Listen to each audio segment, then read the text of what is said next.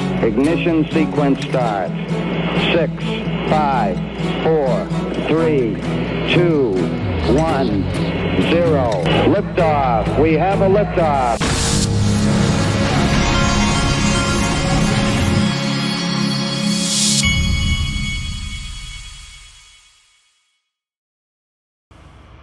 Hey everybody, this is the Digital Asset Investor. I got a lot going on. There's a lot of exciting stuff that happened over the last 24 hours. I'm always amazed by how fast information is coming out about crypto now. Before we get going, if you want to join the group, go to daixrp.com or click the join button below any of my YouTube videos, or you can join through X now. I wanted to show you this because you've all received the phone calls, you've all seen. Most of you have, hopefully none of you have fallen victim to this, but I wanted to explain something. There's a reason that all of the phone calls or the scammers, they target crypto companies that have hot wallets, and hot wallet means it's online. You have a username, you have a password, and then you have two-factor authentication set up. They target that's where all the targeting of the scams is the hot wallets. And the reason for that is if they can get into your account and get you to do certain things, that's how they can send the crypto out. This is Zach XBT, where he's showing you how it worked on Coinbase. Scammer called the victim from a spoofed phone number, used the personal information, obtained the private DBS, gained their trust after they told the victim their account had multiple unauthorization attempts. They then sent spoofed email, which appeared to be from Coinbase with a fake case ID, further gaining trust. They instructed the victim to transfer funds to Coinbase wallet, whilst an address while support verified their accounts. So they literally create these fake emails that look like it's coming from Coinbase. Has a case ID. The whole thing. They outline everything. These guys are really good at what they do. And the bottom line is these guys are so good at what they do that it's almost impossible to prevent them from getting a certain amount of people. And you can see here's another screenshot. Secure your account, and they give you a link to click, and then you go in, and then once that you do that in one way or another, I think once you click on one of those links, they basically can get into your account. Once they do that, they can send your crypto off. That's why, especially right now, as this market is, in my opinion, primed to take off. That's why I partnered with iTrustCapital. I've had my stuff with iTrustCapital since 2018 or 19, and I haven't worried about it at all. I've got an IRA account. They just opened the premium custody accounts, which is institutional custody, free institutional. Let me say that again: free institutional custody. Okay, and with what's different about iTrustCapital is they have their closed loop system, and so you don't have hot wallet. So even if someone somehow hacked into your iTrustCapital account, they're not even going to, of course they're going to target all companies, including iTrustCapital. But the reason the core of all these attacks happen on companies that have hot wallets with, username, password, two-factor authentication, and all that stuff, the reason they target those the most is because they have the option of getting your crypto, sending your crypto out. iTrustCapital has removed that option. And in these times, that is freaking huge. I just sent in a large amount of my XRP into my premium custody account at iTrustCapital. I'm in the process of doing it with most of my family. And the way it works there is it goes into the cold storage institutional custody. They use Fireblocks. They use Coinbase Prime, which is their institute. Coinbase Prime is not the same thing as when you have a Coinbase account. You don't have Coinbase Prime. It's for institutional. Then they also use Fidelity. Fidelity's institutional custody. But the important thing is once you have your stuff there, you're not being charged for the custody. You're not being charged anything other than having a 1% trading fee, when you buy or sell and all that stuff. You get, where does it say it? Right here. Unlimited storage with with institutional custody partners. No annual fees, no monthly fees, none of that stuff. 1%. That's it. If you want to open an account, you can open an IRA. You can roll your 401k or part of your 401k into an iTrustCapital IRA, and you get that same institutional custody. Go to iTrustCapital.com/XRP Army. These guys have been around since at least 2018. They're a massive company now. This is not small potatoes. When I first started working with them, they were tiny, and now they're huge. I wouldn't be surprised if iTrustCapital was one of these crypto companies that you saw go IPO or be acquired. I would have my money on being acquired, but I don't know. Okay, the market's boring today, but there are a lot of things that aren't boring, including Ripple being in Times Square. Ripple's advertising right there in Times Square.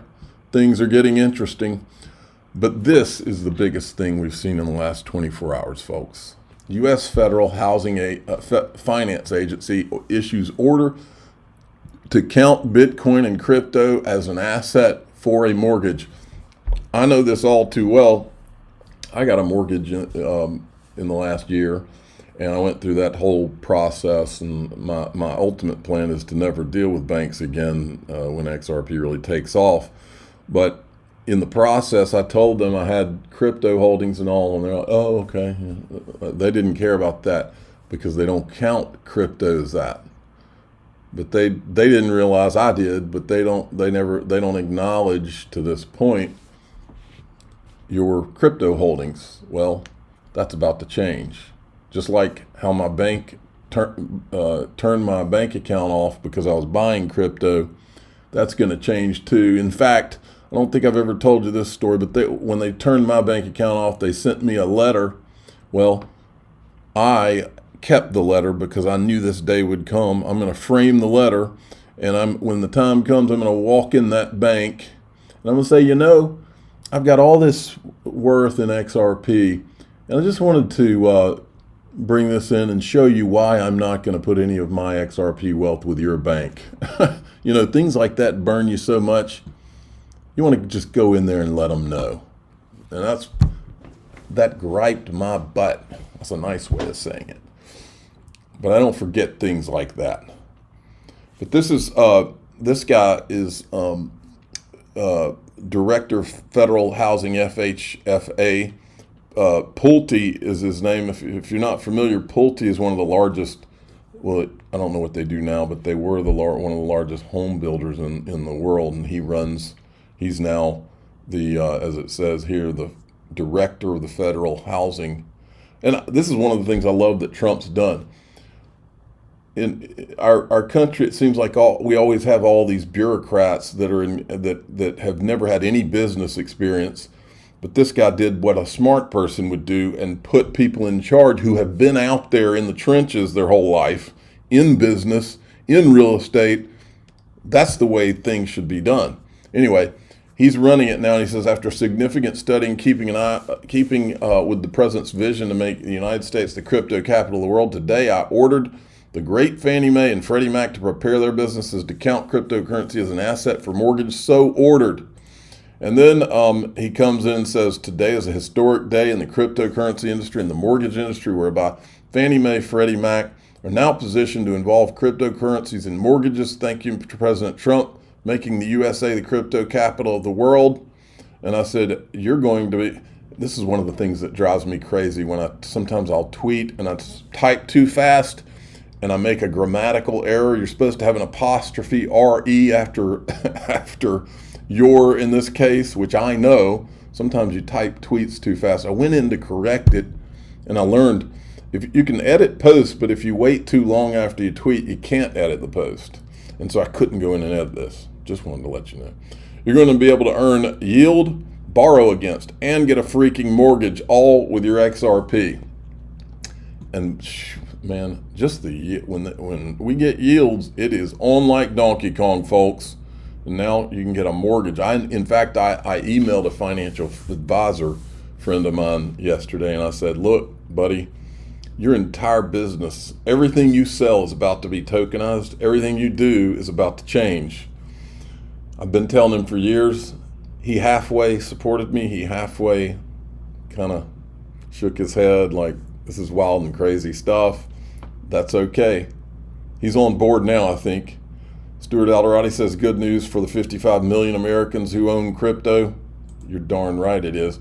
Here's CNBC talking about it. He's the conservator of Fannie Mae and Freddie Mac. He just posted on X, after significant studying and in keeping with President Trump's vision to make the United States the crypto capital of the world, today I ordered the great Fannie Mae and Freddie Mac to prepare their businesses to count cryptocurrency as an asset for a mortgage. Interesting, in the note, he then has a release from the FHFA, whereas cryptocurrency is an emerging asset class that may offer an opportunity to build wealth outside of the stock market and bond markets.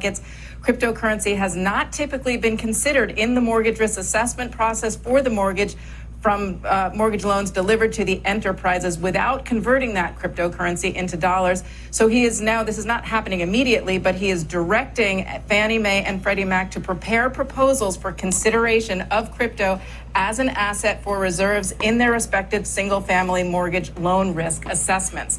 So that means that your crypto can back your mortgages. Now, this is an interesting play because there is actually a startup company called Milo, which already does this, and it's been slowly moving into the mortgage market in that way. Some people buy and sell in crypto on their own. But for Fannie and Freddie to use crypto as a backstop for their mortgages, that's going to be interesting going forward, as we know how volatile crypto can be.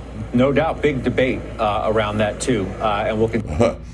Man, if you've ever been thinking about starting a crypto company, starting one around mortgages is going to be huge. This made me laugh out loud this morning on my first cup of coffee, which is hard to do. Loan underwriters at Freddie Mac determining if an unemployed teenager has enough fart coin to secure a mortgage. And I made a comment on this because here's another one that made me laugh. Just finished reading 1,200 pages of mortgage-backed fart coin derivatives. This is, folks, this is part of the reason what I've been telling you. When we get legislation, a couple of things are going to happen. One, which I'll cover too, maybe in the group, is Tether. I believe Tether is going to be forced to create a new stable coin that's not Tether to satisfy U.S. regulations, and Tether will remain offshore because I don't think they can go through the kind of audit they would need to go through for a lot of reasons I've talked about before.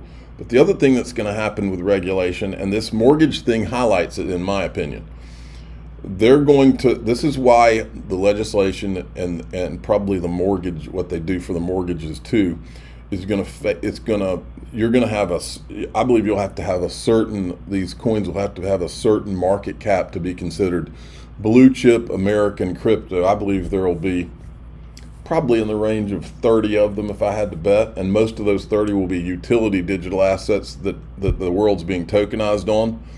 I think XRP will be the #1 blue chip American digital asset, and I believe they will relegate those low cap, not necessarily all meme coins, but just the low cap stuff. If you don't, just like the way the stock market works, if you don't have a certain market cap, you're relegated to the pink sheets, the penny stocks.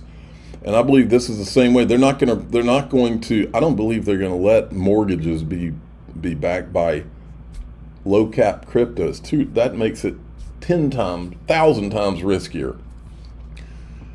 I believe once the utility begins to flow into these digital assets, that's when it'll really become safer and safer, because as I've said before, it will be like a bathtub of water. The utility digital assets that have real utility, the liquidity will be like a slowly rising bathtub of water, and the speculation will be bouncing off of the top of that rising liquidity. That's how I think this story ends. Let me see what else I got here. Yeah, we'll go ahead and cover the Tether thing. Proposed Genius Act could force $156 billion stablecoin giant Tether to face audits and end risky practices, posing a major challenge to U.S. operations. What are the risky practices? And it was in the Wall Street Journal too. The big loser from the Genius Act is $156 billion crypto giant Tether. Bill laying out rules for stablecoins would force issuers like Tether to be audited and end risky practices. The audit would reveal what those risky practices were, and I don't think they can go through it. I don't think they're going to go through it. Okay, we're going to go into the group. I got a few more things we need to go over, including what's XRP? What kind of performance has XRP had? A lot of people don't really focus on that. If you want to join the group, go to daixrp.com, or you can join through YouTube. Click the join button below any of my videos, or you can subscribe through X. All of them are the same group. I do this full video plus the extended video and no commercials in there. I'm the digital asset investor. I'm not an investment advisor. This is for entertainment purposes only. Please subscribe, hit the like button, tell your friends and family. Away we go.